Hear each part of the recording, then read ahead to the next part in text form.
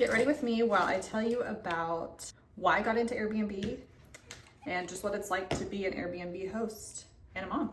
Maybe a little bit chaotic because, to be honest, I'm not the best at multitasking and talking at the same time, but I have to get ready to film this video as well, so we're going to do it at the same time.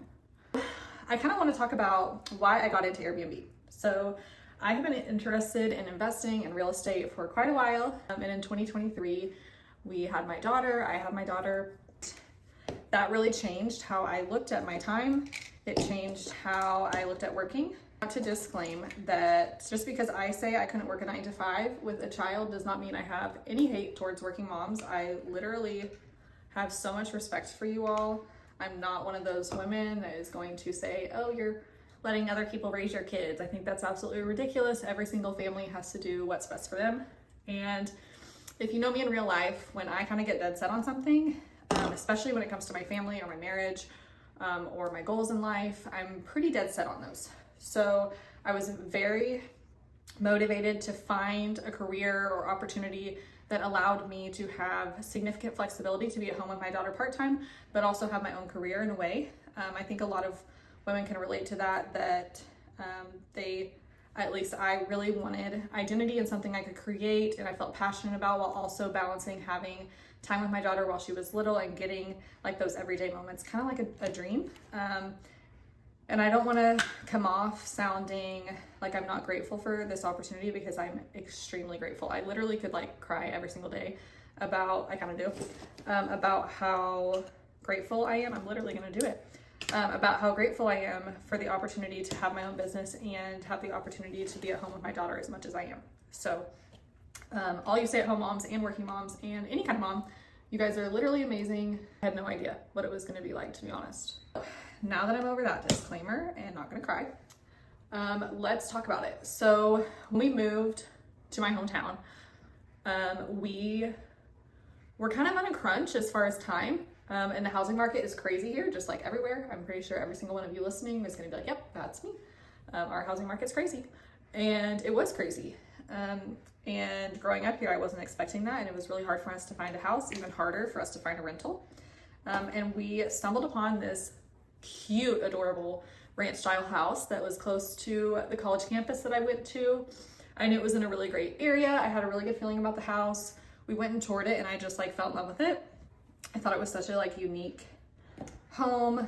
It was priced pretty well, and in just like a really adorable established neighborhood. And I loved it. It had a really big backyard. And so we decided, instead of renting at the time, that we thought it would be a better financial decision for us to at least buy a house, even though we knew it wouldn't be our forever home, instead of renting and getting back into the rent cycle that we had gotten out of. So we bought this house. We kept passively looking for other homes. This home wasn't large enough as far as square footage and bedrooms for us to be able to grow our family, but it was perfect for the time. So fast forward, after a few months, we ended up finding literally like our dream home, and it happened a lot faster than we thought. This home that I'm standing in now had 11 offers on it within 48 hours, and we ended up getting the house, which is still crazy to me. Definitely all meant to be. So if you're looking for a house, my annoying encouragement is that it will all work out, even though no one likes to hear that. So then we had our home near the college town, and then this house I'm standing in, which is much closer to my husband's job. And to be honest, I just like could not even imagine giving up the house that we had lived in for a few months. And my husband and I both like really loved it. And we thought it had so much potential. And so we started looking at it. Could we keep this house as an investment? And we also were going to run into issues selling it before 2 years, all those things. Talk to your accountant about that. And we didn't want to get into all that. So we started running numbers, and unfortunately, as a long-term rental, we were going to be in the negative, and we didn't really want to pay for other people to live in our house. As much as we loved it, that was just not an option as a young family. So then the year prior in my postpartum, like 9 months after, had spent a lot of time randomly listening to different Airbnb podcasts and short-term rental podcasts, honestly, because I just found them super interesting. I didn't actually think that that was something that we could ever do. The state that we were living at the time is really not short-term rental friendly, and the real estate market out there is actually wild, and you might as well just sell all your organs to own a home there. So we decided to look into creating it as a short-term rental, and we were able to get a permit through the city, and we just kind of dove right in. So that's kind of how we got into it. It kind of evolved over time. It wasn't necessarily a plan that I had always, but it also like checked every box of me wanting to have more flexibility while generating income for our family, and being able to be at home with her son. So that's kind of the background of how I got into Airbnb. I will say it's been a super positive experience for us. I really have no complaints. Obviously it has its challenges, but it has been such a blessing to us, and has really answered all of our prayers as far as me being able to be at home with our daughter, have more flexibility, and have such a great quality of life here. So now I kind of already answered, like, was this an investment decision? It definitely was not an inherited property. Multiple people have asked me that on the different channels that I post these videos on, and it definitely was not inherited. We definitely bought it and used our hard-earned money to buy this house. So now let's get into like how we set it up, because we set it up really fast. When we moved out, it was like late August, very early September when we closed on our home that I'm standing in now. And football season was approaching, and I was hell-bent on getting this property listed for football season. I knew that that was going to be a big revenue generator, and we needed to be able to pay down the credit we had built for furnishing the home. So we really got it furnished in like a month. Pretty passively while we lived there, while we were moving, unpacking our own personal boxes. We also worked on this other property. It was a fun but interesting project to do. If you've ever seen kind of memes about building furniture from IKEA with your husband, there were definitely moments like that, but there were also some really amazing memories. And we created this beautiful space that I'm so proud of. And a question I get asked often is like, where did we buy these furnishings? So, which I love that question, because I had to get really creative with the budget that we had, and everything is so dang expensive right now. So one place we bought is the obvious Amazon. We bought lots from Amazon. We brought almost all of like our kitchen furnishings, like plates, knives, all those kinds of things from Amazon. We did a lot of Target shopping, as I'm sure you can imagine. We definitely utilized thrift stores in our area, and like consignment stores and different charity shops that were local to us. We also used a few local vendors, specifically for art. We have a lot of different art in our home. We live close to some big like art museums, and I kind of found inspiration from there. And so we bought some local art, not some, a lot. And then a lot of our furniture was from a local furniture warehouse, and they worked with us so well and kind of helped create my vision that I was seeking, something really cozy but really good quality. We ordered from like Pottery Barn, West Elm. We have a lot of West Elm bedding, and then my favorite, Amy Selke, which is a like higher end bedding line. I feel very strongly that our home should be cozy and like a true vacation, even though you're in a college town. And so this is where we got a lot of our bedding, and I was correct because our guests have absolutely loved it. They loved all the bedding, and that's been something highlighted in reviews since. We even had a guest stay with us this past January that ended up ordering all the bedding from the Airbnb for her personal home, which was truly one of the nicest compliments, flattery I've received from that Airbnb. So now our first guest.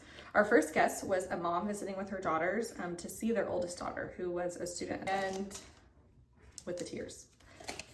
For me, this was like a very full circle moment. I loved that another mom-daughter duo was going to enjoy our space. Wow, I'm so hormonal, I guess. And they just had like the best weekend. She told me all about it, about how much they enjoyed the space, how their daughters felt so at home there, how their daughters loved campus. And it just like changed how I viewed our Airbnb very quickly. I quickly realized that this was more of a hospitality gig. I had heard it in all these podcasts, but it really clicked for me after these guests stayed that it's more about hospitality than real estate. And so we really started catering how we communicated with guests and how we set up the the property from a hospitality standpoint. So we leave like snacks and drinks and different kind of small amenities in the bathroom because we want to offer great hospitality. And that has led to a lot of success. So challenges. So I'll leave you guys with kind of a funny story that I was talking to my mom about how well things were going a couple of weeks ago. And at this point, we've been managing this property for about 6 months and had just truly outstanding guests. And I was talking about how it's crazy, like how well this has gone and how I've really just like, it seems too good to be true easy. And the next day I got to the property and our entire sewer line had backed up into our backyard. We had guests checking in like that day, I'm pretty sure. And it was so chaotic. But I was able to get plumbers out. We were able to get it completely fixed before check-in. But it definitely was like a be careful what you wish for moment. And it taught me a lot about having really good systems in place, having really good support set up. We had an amazing relationship with a handyman and a plumbing company from when I was growing up. So that was really convenient. I did grow up in the town. I think I mentioned that, in the town that this property is located in. So that was great and very convenient and has been super helpful to us. We have lots of contacts.